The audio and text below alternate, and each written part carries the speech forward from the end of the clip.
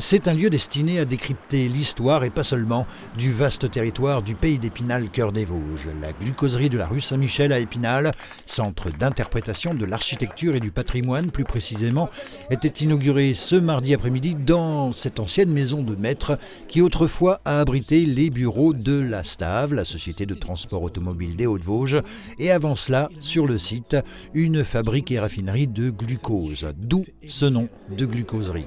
Un lieu totalement remodelé, avec l'apport notamment de bois local, et pensé comme un équipement culturel à part entière au service du public.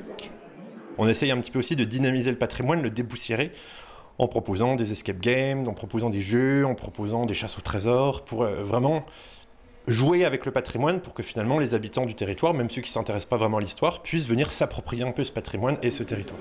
On est aussi un territoire qui a énormément d'activités économiques diverses et variées. Donc là, on est avant l'industrialisation. Expositions, casques de réalité virtuelle, mini-documentaires ou jeux sont à disposition du public dans cette maison de maître acquise par le pôle d'équilibre territorial du pays d'Épinal, cœur des Vosges. Il faut faire un centre d'interprétation d'architecture et du patrimoine pour conserver le label Pays d'art et d'histoire. Donc on s'y était engagé, on y avait réfléchi, on a voulu faire plusieurs sites.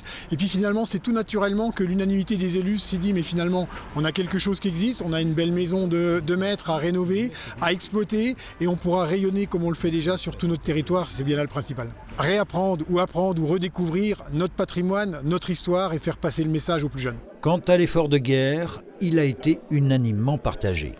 850 000 euros investis, un peu plus de 500 000 euros de subventions obtenues, 535 000 euros pour être exact.